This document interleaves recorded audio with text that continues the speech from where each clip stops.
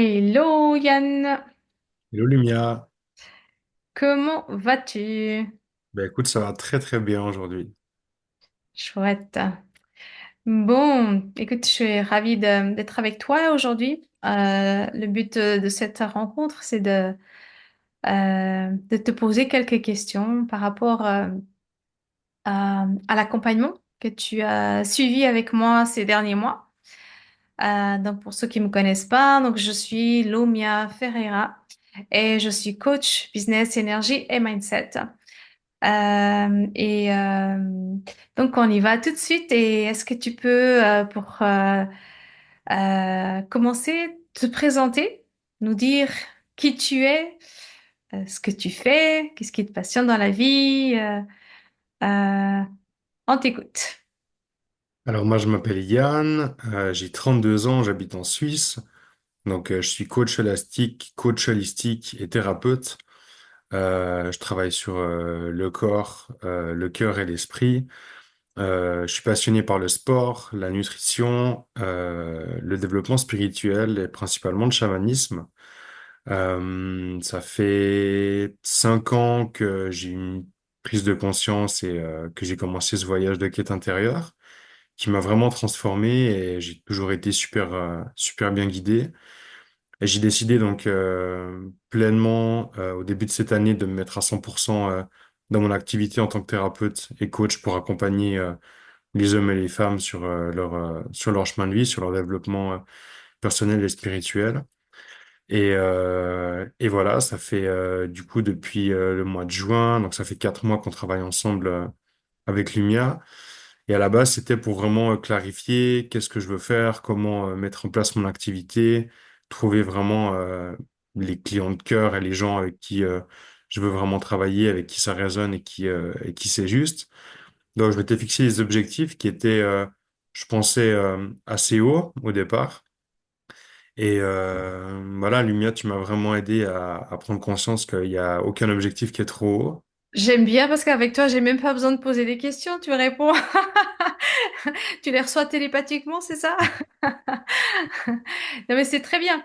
Donc moi, la question, c'était que tu nous expliques un peu où est-ce que tu en étais au Hmm. moment où tu as décidé que tu avais envie, enfin, en tout cas que tu as décidé de prendre un accompagnement. À ce moment-là, où est-ce que tu en étais dans ton activité professionnelle? Alors, moi, ça faisait déjà 5 ans que j'étais indépendant, donc dans le milieu du sport et de la nutrition, où justement j'ai vendu mon entreprise l'année dernière pour me former 3 mois en Amérique du Sud et me mettre pleinement dans cet accompagnement. Et j'avais besoin de quelqu'un qui m'apporte une forme de sécurité, qui m'apporte un fil conducteur, qui me permette de structurer tout ce que j'avais. Donc j'avais un certain background, j'avais aussi déjà un réseau de clients. Mais l'idée, c'était de pouvoir vraiment parler à la bonne personne et de pouvoir... moi, j'avais vraiment cette intention d'avoir quelqu'un qui puisse m'accompagner sur le côté business, communication, marketing. Mais mon intention, c'était de pas faire de pub mensongère, de pas être purement dans du marketing, mais d'avoir aussi cette notion holistique et vraiment que tout ce que je présente soit aligné à moi. Et c'est ça qui m'a vraiment plu, en fait, vraiment ces deux aspects qui se rejoignent dans ce que tu proposes, en fait. Hmm, ok. Donc, je suis arrivé au mois de juin avec, entre guillemets, je repartais de quasiment de zéro, car j'avais aucun client, aucune personne avec qui je travaillais.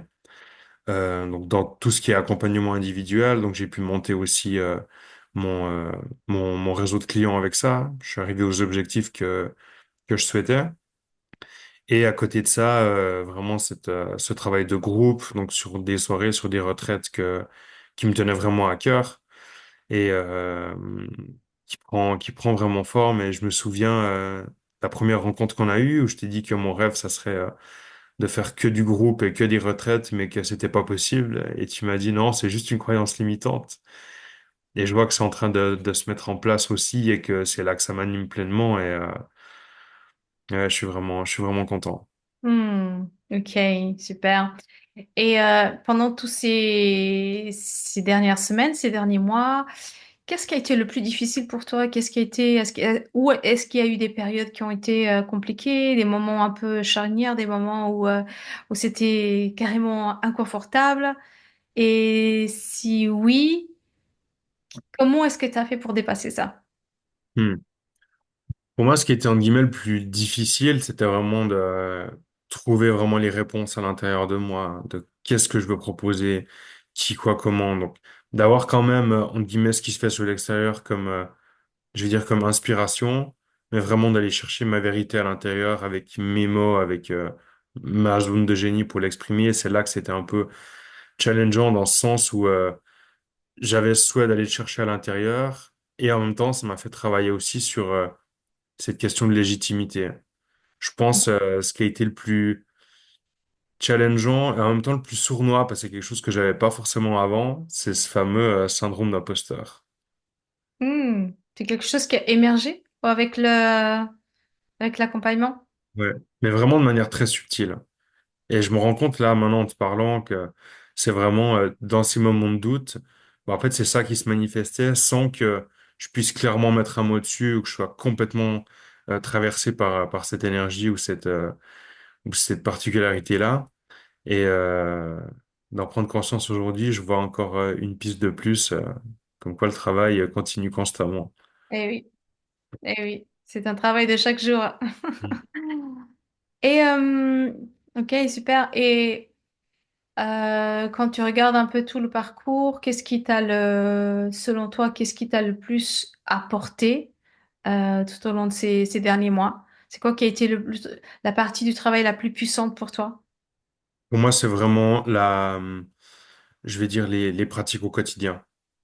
Donc le yoga qu'on faisait le matin, les mantras à répéter, de vraiment me poser pour me concentrer sur moi, me connecter à la gratitude, à la joie, à ces choses-là. C'est vraiment en guillemets le fil conducteur, la structure qui m'a vraiment aidé dans tout le parcours ouais, à garder le cap, à sortir des moments plus compliqués, plus difficiles quand il y en avait et en même temps de cultiver cette hygiène énergétique. Mhm, mhm, mhm. Et qu'est-ce que tu peux dire qui a été ta plus grande transformation tout au long du programme depuis que tu as intégré le programme Leader spirituel? Ça a été quoi ta plus grande transformation? Hmm.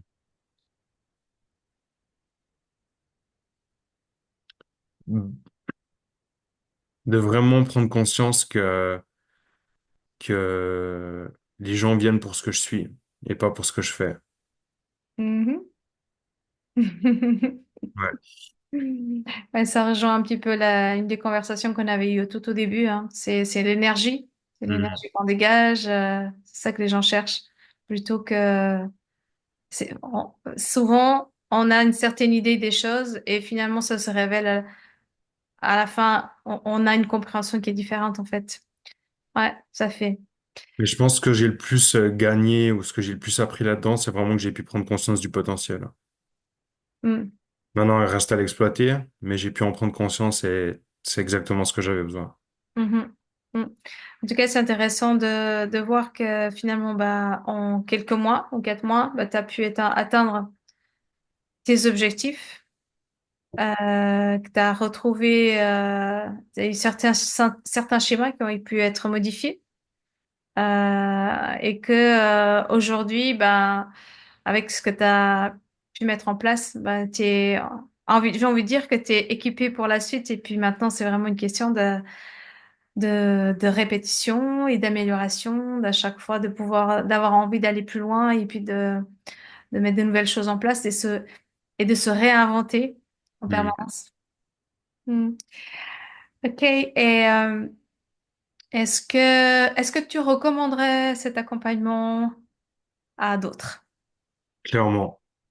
À quiconque est prêt à vraiment faire le travail et pas attendre que les solutions viennent de l'extérieur.